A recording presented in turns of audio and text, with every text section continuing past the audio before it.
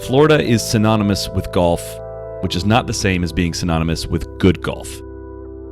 Today, the Sunshine State is littered with flat, boring courses hemmed in by housing developments and fake water features. Finding anything that breaks that mold takes a bit of a quest. And it was one of those quests that led us to what we've started calling the Bone Zone.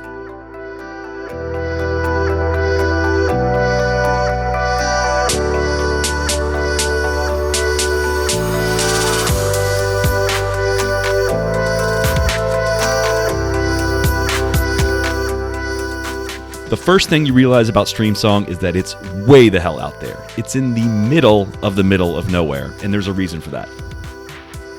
In the 1890s, discoveries of large collections of fossils helped archaeologists realize that swaths of the central Florida land that now makes up the resort were once ocean floor.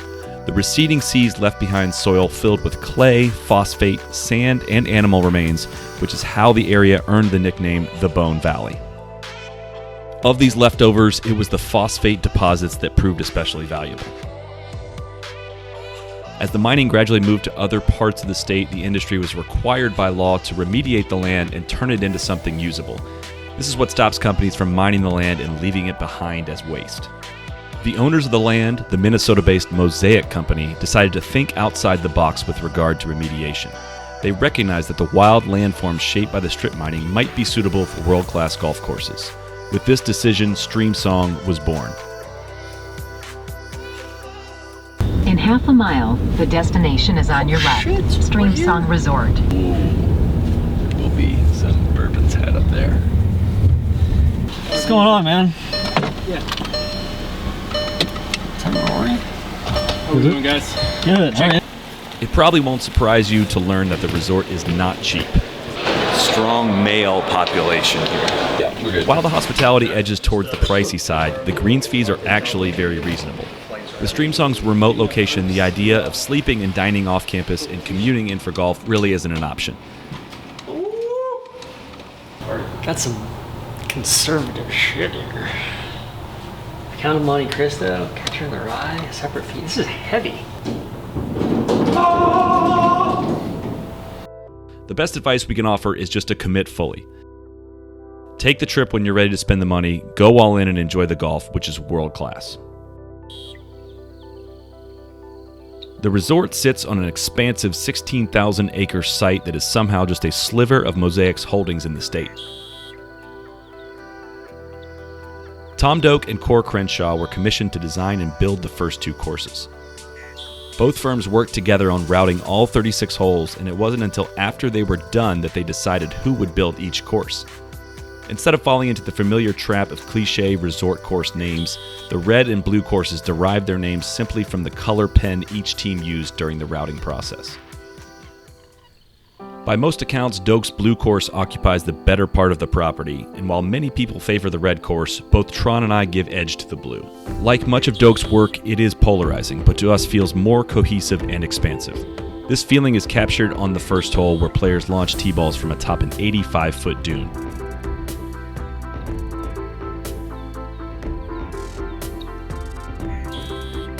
Can't fathom how somebody just doesn't like Doak.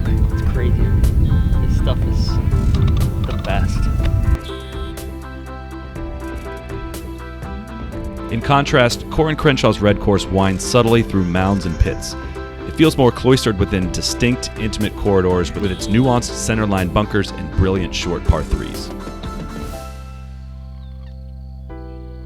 As dramatic as both courses still feel, they actually had to soften the land to make it suitable for a golf course. In the flat state of Florida, that is almost unheard of. Doubling down on the success of the initial offerings, the resort followed up this year with the introduction of Gil Hanse's Black Course. Despite sitting within sight of the other courses, the Black feels starkly different, far more expansive and sandier. It's not an exaggeration to say that there's room for another 4 or 5 courses, and rumors are already circulating about who may be tasked with designing them. Before our afternoon tea time at the Black Course, we could only think of one on-site activity that would help us dial in that flighty trage. We're going to shoot some guns. I'm psyched. Soly, ever shot any guns? This is a first for me. Sabo. I'll try and keep it short though. These are coming for you. That was ominous. Alright, pull. Woo! First try. All right. Not even close?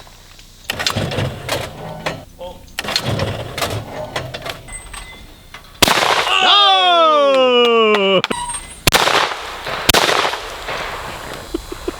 After Eric, the shooting guide, had completely embarrassed us, it was time to do what we came to do and check out the black course. If you're going to play the black, make sure to get there plenty early to check out the restaurant, the aptly named Bone Valley Tavern, and of course the wild 18-hole putting course that it overlooks, called the Gauntlet.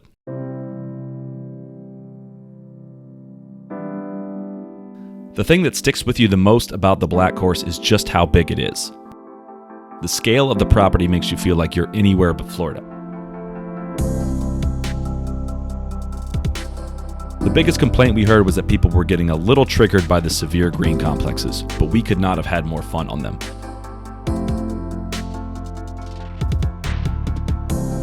You could see where the original greens were planned to be, and then how much bigger they kind of concepted them out to be. I guess our caddy was telling us, Gil Hands came out here after they'd kind of done all the building, and they were like, dude, we should just Make mega greens. Yeah, we should just like shave all this down. So. Be prepared for crazy contours on the green. Be mentally prepared for that, or else you might not like it. But if you start using the slopes to your benefit and just kind of accepting the challenge that comes with them, it's fair. It's totally fair. But that's one of the most fun parts about the course is the shapes of the greens. Yeah, I 4-putted the first hole and was actually kind of happy with that after the first putt I hit.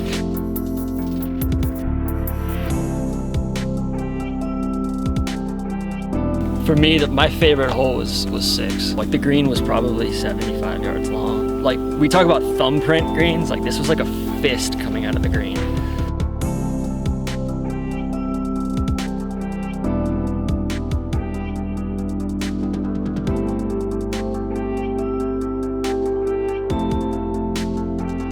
Approach shots are like amazing. The contours of the greens, to use those slopes to get down to pins was so much fun.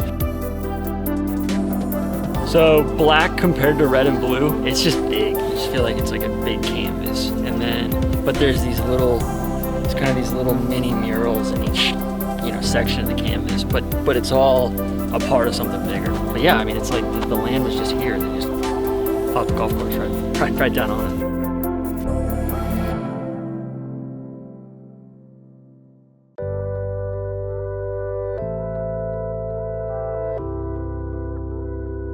Daylight savings time sucks for golf, and we're coming back to play those last few holes. We're out of here. We're going to the bone zone.